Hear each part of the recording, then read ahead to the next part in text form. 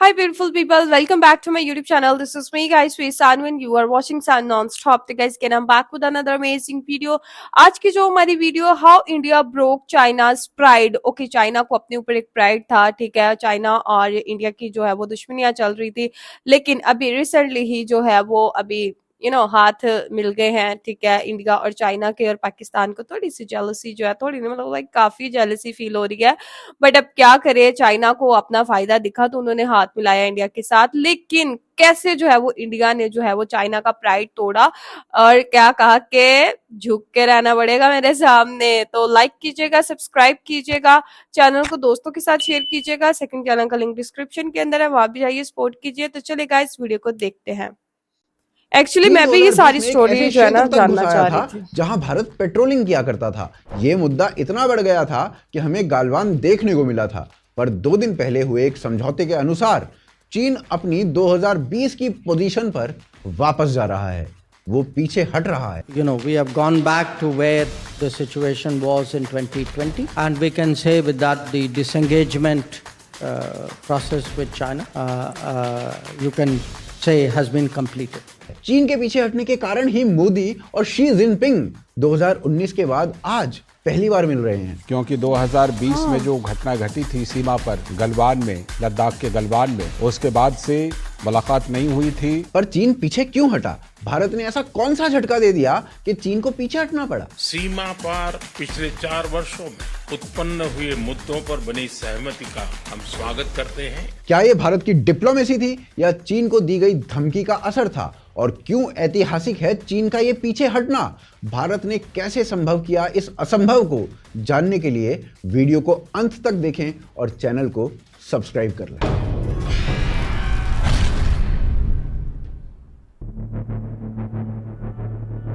देखिए, भारत ने चीन को 2020 की स्थिति में पीछे कैसे धकेल दिया. यदि ये बात समझनी है ना, तो पिछले कुछ दिनों में हुई जो चीजें हैं ना, उनको समझना पड़ेगा. अभी पीएम मोदी ना रूस में चल रहे ब्रिक्स सम्मेलन में गए थे, और वहां पर वो चीन के राष्ट्रपति शी जिनपिंग से मिले. ये मीटिंग ना चौंकाने वाली थी, क्योंकि ये दोनों 2020 के बाद से अब पहली बार मिल रहे हैं, और इन पोजेस के साथ मिल रहे हैं जो आपको स्क्रीन पर दिख रही हैं. परंतु इन दोनों के ना मिलने का कारण क्या था?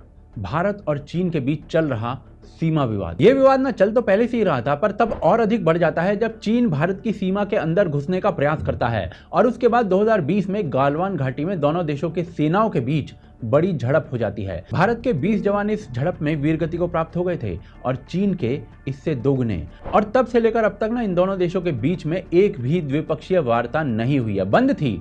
मोदी और शी जिनपिंग एक दूसरे से नहीं मिल रहे थे, जो कि अब 5 वर्ष बाद दोबारा मिल रहे हैं. परंतु अब ना सवाल ये आ जाता है कि इन दोनों देशों के बीच अभी रिसेंटली ऐसा क्या हुआ है कि ये दोनों एक दूसरे से फिर से मिल रहे हैं. तो जी, भारत और चीन के बीच में ना एक समझौता हुआ है. आज से 2 दिन पहले ही दिल्ली और बीजिंग ने लद्दाख में 4-5 साल से जो चल रहा है ना सैन्य गतिरोध, इसको हल करने के बारे में एक समझौते के बारे में बताया था. 21 नवंबर को भारतीय विदेश मंत्री जयशंकर ने कहा था कि भाई भारतीय और चीनी सैनिक सीमा पर जो टकराव शुरू हुआ था ना 2020 में, उससे पहले की जो स्थिति थी, उसी स्थिति में फिर से गश्त शुरू कर सकेंगे. इसके अगले ही दिन यानी कि 22 नवंबर को चीनी विदेश मंत्रालय के प्रवक्ता लिन जियान ने भी कह दिया कि भाई हाल के दिनों में चीन भारत सीमा से संबंधित मुद्दों पर राजनयिक और सैन्य चैनलों के माध्यम से चीन और भारत निकट संपर्क में है. अब दोनों पक्ष जो है ना, वो संबंधित मामलों पर एक समाधान पर पहुंच चुके हैं. इसका मतलब पता है क्या होता है? इसका मतलब ये होता है कि जो स्थिति 2020 से पहले थी ना, उसी स्थिति में दोनों देश की सेनाएं वापस आ जाएंगी. भारत जिस क्षेत्र तक पेट्रोलिंग करता था, वहां तक फिर से पेट्रोलिंग करेगा. सरल शब्दों में चीन को 2020 की स्थिति में वापस धकेल दिया गया है, और तब जाकर भारत और चीन ब्रिक्स में दोबारा मिल रहे हैं. ब्रिक्स की इस मीटिंग में शी जिनपिंग ने मोदी से कहा कि भाई दोनों देशों को अपनी अंतर्राष्ट्रीय जिम्मेदारी भी निभानी चाहिए, और विकासशील देशों की ताकत और एकता को बढ़ाने के लिए एक उदाहरण स्थापित करना चाहिए. जवाब में मोदी जी ने कहा कि भाई शांति, स्थिरता और आपसी विश्वास जो है ना, वो संबंधों के लिए महत्वपूर्ण है. इसी के साथ मोदी जी ने यह भी कह दिया कि भाई सीमा पर शांति और सौहार्द बनाना है ना, वो हमारी प्राथमिकता होनी चाहिए. आपसी विश्वास, आपसी सम्मान और आपसी संवेदनशीलता, यही हमारे संबंधों का आधार है. 2020 की स्थिति में पीछे धकेले जाने के बाद चीन और भारत के बीच में ऐसा संवाद होना ये ऐतिहासिक है. पर क्यों? क्योंकि आज तक चीन ने जो भूमि हड़प ली है ना, उसे छोड़ा नहीं है, और 1962 से इसका पूरा इतिहास है. कब कब छीनी चीन ने भारत की भूमि, सरकारें तब क्या कर रही थी, और इस बार भारत ने चीन को कैसे पीछे धकेल दिया. वो आगे देखते हैं। देखिए, हिमालय में फैली हुई चीन भारत सीमा जो है ना, वो दुनिया की सबसे लंबी विवादित सीमा है। इसने पिछले 7 दशकों से 2 एशियाई दिग्गजों के बीच में संबंधों को तनावपूर्ण बनाया हुआ है और भारत का चीन को पीछे धकेलना ना इसीलिए ऐतिहासिक हो जाता है। पर चलिए, इस इतिहास को समझने से पहले ये समझ लेते हैं कि दोनों देशों के बीच सीमा तनाव का मूल स्रोत क्या है। चीन और भारत के बीच में जो सीमा है ना, उसे वास्तविक नियंत्रण रेखा यानी कि LAC के रूप में जाना जाता है और ये पहली बार 1959 में चीन के द्वारा प्रस्तावित की गई थी।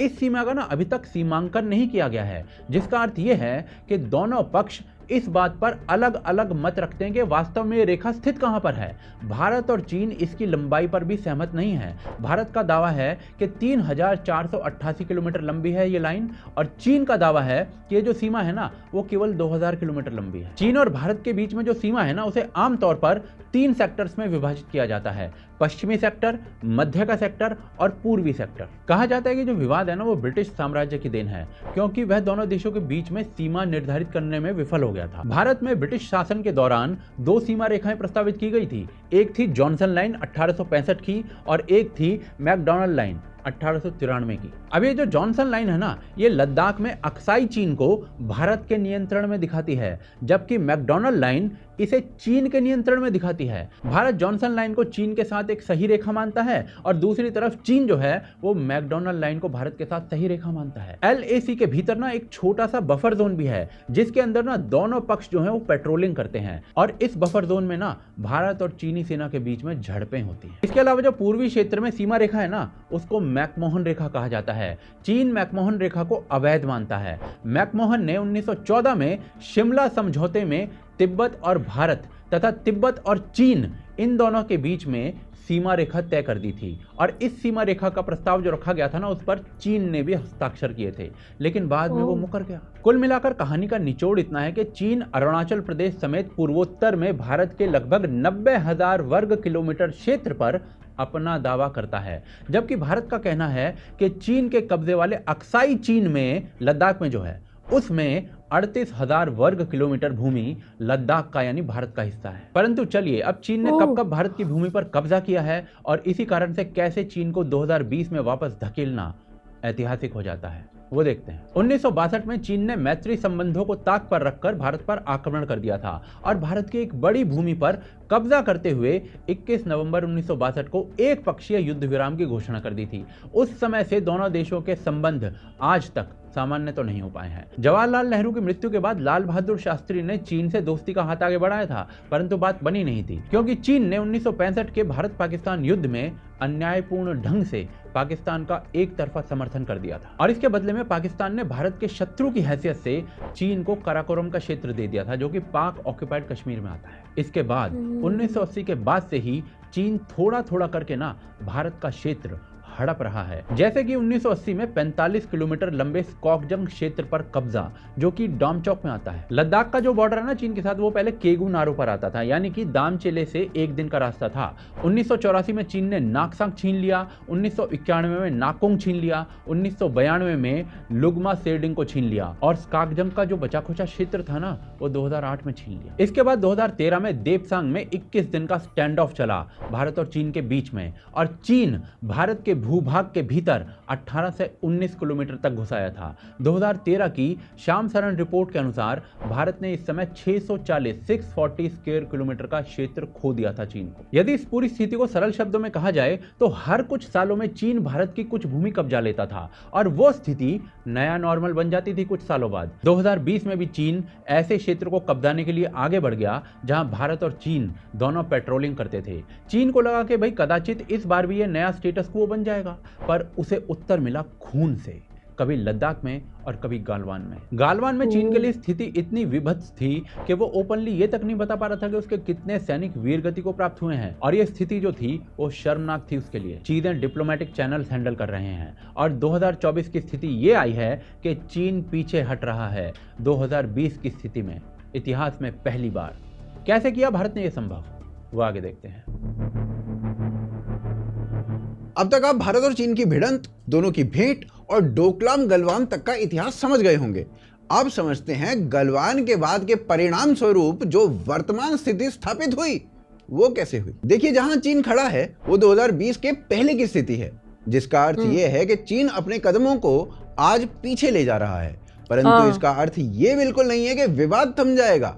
चीन आक्रामक हो सकता था, पर नहीं हुआ। पर यदि हो जाता तो क्या भारत तैयार था? तो भाई, इस बात को ध्यान में रखते हुए ना, भारत ने पहले ही पूर्वी लद्दाख में सैन्य बल को बढ़ा दिया था और वर्तमान में 2 लाख सैनिकों को उत्तरी सीमाओं पर भी तैनात कर दिया गया था। चीन यदि पीछे जा रहा है तो इसका यह निष्कर्ष बिल्कुल नहीं निकालना चाहिए कि वो झुक गया है और स्थिति दोबारा एस्केलेट नहीं होगी। पर हाँ, यह भारत की एक बहुत बड़ी विजय है, क्योंकि आज तक चीन जहां जहां तक पहुंचा है वहां से वो पीछे नहीं हटा है, और हटा है तो केवल और केवल अपनी शर्तों पर हटा है। यह पहला मौका है जब ना तो उसकी शर्तें चली और ना ही उसका क्रोध। तो अब प्रयास करते हैं ये जानने की कि भारत ने ये अचीव कैसे किया। तो वही 2020 में सैन्य स्तर पर विवाद को कम करने का प्रयास चल रहा था, परंतु विवाद एक बारीक मोड़ पर खड़ा था और इसी बात को ध्यान में रखते हुए भारत और चीन दोनों ही कूटनीतिक तौर पर हैवी लिफ्टिंग करने लगे थे। अब जो सैन्य स्तर की बातचीत थी उसका कोई निष्कर्ष नहीं निकल पाया। फिर मामले को डी-एस्केलेट करने के लिए द्विपक्षीय वार्ता का आयोजन किया गया। भारत की ओर से national security advisor Ajit Doval को भेजा गया और चीन की ओर से आए वहां के विदेश मंत्री वैंग यी। और इस वार्ता में भारत की नीति स्पष्ट थी: अलगाव, विवाद कम करना और निर्वासन। और यह ना तभी संभव हो सकता था जब चीन संवादों, समझौतों के माध्यम से सैनिकों को वापस बुलाना और वास्तविक नियंत्रण रेखा पर शांति बनाए रखने का प्रयास करेगा। और भारत चाहता था कि भारत और चीन दोनों एक सहमति पर पहुंचे कि दोनों की सेनाएं लगभग 2-2 किलोमीटर पीछे हट जाएं और अपने अपने निर्धारित क्षेत्रों में ही गश्त करें। चीन भारत की शर्तें मानने के लिए तैयार नहीं था और भारत को झुकाने का प्रयास करता रहा, परंतु भारत बिना झुके अपनी शर्तों पर अड़ा रहा। यह पहली बार था जब चीन भारत की मजबूत राजनीतिक इच्छा शक्ति के साथ भिड़ा और अपनी शर्तों को थोप नहीं पाया। लेकिन यह तो केवल कूटनीतिक उदाहरण था। अब भारत की उन गतिविधियों के बारे में चर्चा करते हैं जिनसे चीन में काफी निराशा बढ़ गई थी। गलवान में भारतीय सैनिकों के साथ जो हुआ उसकी एक प्रतिक्रिया तो चीन को वहीं पर भारतीय सैनिकों ने दे दी थी, लेकिन उसकी एक प्रतिक्रिया भारत की ओर से भारत में की गई। गलवान द्वंद्व के बाद भारत सरकार को आभास हुआ था कि अपनी स्थिति चीन की सीमाओं पर यदि मजबूत करनी है तो उस एरिया में इंफ्रास्ट्रक्चर कार्यों को तेजी देनी होगी ताकि भविष्य के संघर्षों के लिए क्षेत्र को तैयार रखा जा सके। तो इसीलिए भारत सरकार ने 3 मेगा प्रोजेक्ट्स को वहां पर सैंक्शन कर दिया। अरुणाचल फ्रंटियर हाईवे, जो अरुणाचल में अंतरराष्ट्रीय सीमा के दूर दराज इलाकों को भारत की अधिक आबादी के साथ जोड़ के रखेगा। फिर आ जाता है वाइब्रेंट विलेज प्रोग्राम, जिसका उद्देश्य एलएसी के कुछ 2000 ग्रामों को बेसिक सुविधाएं प्राप्त कराना। इसमें चिकित्सा और सड़क कनेक्टिविटी के विकास पर विशेष ध्यान दिया जा रहा था। फिर तीसरा प्रोजेक्ट था सेला टनल प्रोजेक्ट, जो कि एक ऑल वेदर सुरंग थी जिसको अरुणाचल प्रदेश में बनाया गया था और वो भारत की सेना की गति को दुर्लभ क्षेत्रों में बढ़ा रही थी। और जब भारत ये सभी काम कर रहा था ना, तो चीन भारत के इन कदमों से निराश और नाराज दोनों थी। यह सीमा विवाद को जटिल कर सकता है। कुछ ऐसी स्टेटमेंट्स चीन की ओर से आ रही थी। पर घावों पर नमक छिड़कने का काम तब हुआ जब फरवरी 2022 में भारत सरकार ने घोषणा कर दी कि एलएसी में 24 पुलों का निर्माण होगा और अगस्त आते आते 67 पुल बना चुके थे। अब आते हैं चीन को सबसे अधिक चोट पहुंचाने वाले मुद्दे यानी व्यापार पर। गलवान के द्वंद्व के बाद भारत सरकार ने ना कई प्रतिक्रियाएं दी और जिनमें से सबसे विचित्र थी, आप जाओ, हम नहीं करते तुमसे व्यापार। ये ना बेसिकली किसी ने सोचा नहीं था कि भारत सरकार ऐसे कदम उठा देगी। भारत के लोग इस तरीके की बात कर रहे हैं वो एक अलग बात है, लेकिन भारत सरकार की ओर से ऐसा कदम ये किसी ने नहीं सोचा था। तो भारत सरकार ने क्या किया, चीन की कई प्रसिद्ध एप्लीकेशंस जिनमें टिकटॉक भी था उन पर प्रतिबंध लगा दिया गया। चीनी कंपनीज जिनका निवेश भारत में था या जिन्होंने भारत से निवेश लिया था, उनमें से कईयों पर रोक लगा दी गई। ऐसी 321 चीनी ऐप्स थी जो भारत में प्रतिबंधित कर दी गई। और इसके अलावा भारत ने चीन से जाने या चीन से आने वाली सभी डायरेक्ट फ्लाइट्स पर अब रोक लगा दी थी। और इसका इंपैक्ट यह हुआ कि आज चीन बवाल काटने की स्थिति में नहीं है, बल्कि भारत से प्रतिबंध हटाने की मांग करे जा रहा है। परंतु भारत अपना सख्त रवैया कायम रखे हुए है। यह दबाव आज चीन को इतना परेशान कर रहा है कि आज 10 फिंगर जैसे महत्वपूर्ण स्ट्रेटेजिक पोजीशन में उसका फन फैलाना कठिन है। भारत के लिए यह ना एक बहुत महत्वपूर्ण विजय है। और ऐसा मैं क्यों बोल रहा हूं वो ना आगे देखते हैं। भारत और चीन के रिश्तों में मिठास कम, कड़वाहट अधिक है। लेकिन अगर बात चीन की हो और विवाद सीमा से जुड़ा हुआ ना हो, ऐसा ना हो ही नहीं सकता। भारत को चीन के विरुद्ध एक बहुत बड़ी जीत मिली है और चीन जो कि आए दिन अब तक भारत को आंखें दिखाता था, उसको कहीं ना कहीं क्षति अवश्य पहुंची है। भारत कोई पहला या आखिरी राष्ट्र नहीं है जिससे चीन का सीमा पर विवाद चल रहा है। आजकल चीन और रूस एक दूसरे का समर्थन हर स्थान पर कर रहे हैं। दोनों के ये संबंध 75 वर्षों से अच्छे चले आ रहे हैं और दोनों ही अपने कॉमन राइवल अमेरिका के सामने स्वयं को शक्तिशाली और मजबूत दिखाने के इच्छुक भी हैं। लेकिन आप तो जानते ही हैं, जितना पुराना रिश्ता उतने पुराने घाव। क्योंकि चीन और रूस इन दोनों का भी आपस में विवाद चल रहा है और यहाँ पर भी विवाद केवल और केवल सीमा का ही है। एक ही भूमि को दोनों के दोनों देश अपना बता रहे हैं और सीमा विवाद को लेकर इनके बीच भी झड़प या फिर यूं कहें युद्ध हो चुका है, जिसे साइनो सोवियत बॉर्डर डिस्प्यूट के नाम से जाना जाता है। और ये लड़ाई एक अनडिक्लेयर्ड वॉर थी जो कि 2 मार्च 1969 से लेकर 11 सितंबर तक चली थी। और ये वॉर ना कोई ऐसी छोटी मोटी मुठभेड़ नहीं थी। इसमें टैंक्स, फाइटर प्लेन्स सभी का इस्तेमाल किया गया था दोनों ओर से। और जिसमें रूस ने ये कहा था कि हमने चाइना के 800 सैनिक मार दिए, लेकिन चीन के अनुसार उनके 100 से कम सैनिक मारे गए थे। वहीं रूस के अनुसार रूस के 58 सैनिक मारे गए थे, 95 घायल हुए थे। लेकिन चीन ने कहा नहीं नहीं, झूठे हैं साले। चीन के अनुसार उन्होंने रूस के 27 टैंक्स को डिस्ट्रॉय कर दिया था और 1 सोवियत T-62 टैंक को कैप्चर कर लिया था। अब भाई किसकी गिनती सही किसकी गलत, ये हम तो क्या ही बता सकते हैं। दोनों की कम्युनिस्ट कंट्री हैं और कम्युनिस्ट कंट्री में कितनी फ्री स्पीच होती है, कितनी फ्री मीडिया होती है, ये तो आप जानते ही हैं। लेकिन ये बात पक्की है कि रूस जो कि चीन का अपना कम्युनिस्ट भाई है, जिसके साथ मिलके वो अमेरिका से लड़ने का सपने संजोते हैं, वो चीन उसकी भूमि को भी हथियाने के लिए प्रयासरत रहा है। लेकिन चीन की जो भूमि के लिए लड़ाई है वो रूस या भारत से नहीं है। चीन की लड़ाई हर देश से है जिसके आसपास वो है। मतलब कई देश तो ऐसे भी हैं जिनसे चीन की सीमा टच भी नहीं होती, बॉर्डर है ही नहीं, फिर भी उनसे भूमि के लिए लड़ाई है, जैसे जापान। और अगर आप एक्चुअल में देखोगे तो भारत और चीन का कोई बॉर्डर आपस में मिलता थोड़ी था। भारत और चीन के बीच में तिब्बत आता था। अब चीन पूरे तिब्बत को खा गया तो भाई चीन का बॉर्डर भारत से मिलने लगा और अब वो भारत के कुछ हिस्सों को खाना चाहता है। भारत के अक्साई चीन को तो खा ही चुका है, जिस पर चीन ने 1962 के युद्ध के बाद कब्जा कर लिया था। इतना ही नहीं, चीन भूटान की भूमि पर भी गंदी नजरों को जमाए बैठा है। कमबख्त चीन है कि इमरान हाशमी, जहां कहीं भी देखता है गंदी नजरों से ही देखता है, मौका मिलते ही कर भी देता है। चीन का विवाद फिलीपीन से भी है। मतलब हर पड़ोसी के बाहर वाले कमरे पर चीन की नजर। चीन बिल्कुल भारत के वक्फ बोर्ड जैसा हो गया है, जो चाहे किसी की खाली जमीन हो या बना बनाया घर हो, उसे ना हथिया लेना चाहता है। और इसी कारण से भारत का चीन को 2020 की स्थिति में धकेलना ये ऐतिहासिक हो जाता है, जो कोई आज तक संभव नहीं कर पाया है। इस जीत का श्रेय जितना भारत की कूटनीति को देना चाहिए, उतना ही भारत की सेना को भी देना चाहिए, जो इतने हाई ऑल्टीट्यूड पर मजबूती से खड़ी है। चीन के पास भारत से बहुत अधिक एडवांस वेपन्स हैं। यदि भारतीय सेना उन्हें पेल रही है तो यह भारतीय सेना का पराक्रम है। वैसे कुछ जानकारों का तो यह मानना है कि चीन की सेना अपने वेपन्स के दम पर ही थोड़ा बहुत चौड़ा हो लेती है, वरना चीन की सेना में दमखम तो है नहीं जो भारत की सेना में है। तो भाई जो चीन हर ओर केवल और केवल भूमि अधिग्रहण की सोच से चल रहा है, वो चीन पीछे हट जाए।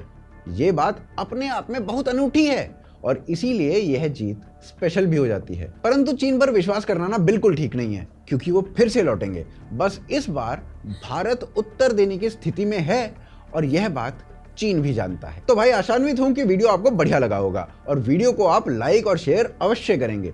चैनल को सब्सक्राइब। अच्छा गाइस, तो वीडियो की बात कर लेते हैं। वीडियो बहुत अच्छी थी, बहुत इन्फॉर्मेटिव वीडियो थी और ऐसी वीडियोस से जो है वो काफी चीजें क्लियर होती हैं। जैसे कि मुझे आज ये चीज क्लियर हो गई कि डायरेक्ट बॉर्डर शेयर नहीं था इंडिया का और चाइना का। ठीक है, बॉर्डर के ऊपर कुछ भी ऐसे ताल्लुकात नहीं थे, बॉर्डर शेयरिंग नहीं थी। क्या हुआ के अंदर जो था वो तिब्बत था और चीन की आदत है कि हर किसी को जो है वो हथियाना, जमीन को हटाना। जैसे कि वीडियो के अंदर वो बोल रहे थे चीन ना हो गया इमरान हाशमी हो गया, हर किसी के ऊपर भाई हाथ जमाना चाहता है। तो चीन ने इतना कुछ किया, मुझे इतनी चीजों का जो है वो नहीं था पता, ठीक है। फिर तिब्बत को हथियाया, फिर बॉर्डर, फिर वहां जाके उनका जो है वो इंडिया से मिला। और जो जहां पर भी बॉर्डर शेयरिंग होती है ना, लड़ाई झगड़े होते हैं, कोई कंट्री जो है कहती है कि इतनी जमीन मेरी है, फिर इतनी मेरी है, तो फिर आहिस्ता आहिस्ता चीन जो है वो पूरा जो है ना क्या वो अखंड भारत जैसे होता था, तो चीन का क्या बोलेंगे कि चीन जो है बस अखंड चीन करना चाहता है, ठीक है। तो वो सारी जमीनें हथियार है।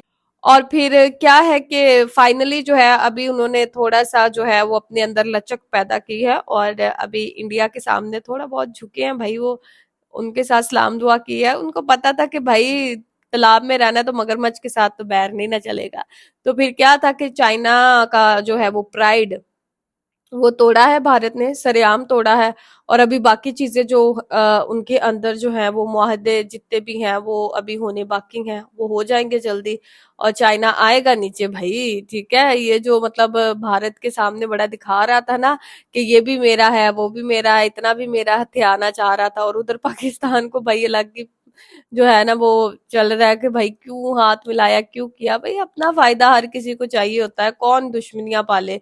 तो आप लोगों को आज की वीडियो कैसी लगी, आप लोग भी अपनी राय जरूर दीजिएगा। चैनल को सब्सक्राइब, वीडियो को लाइक शेयर देते जाएगा। तो चलिए कैसे मिलते हैं नेक्स्ट वीडियो के अंदर, बाय बाय।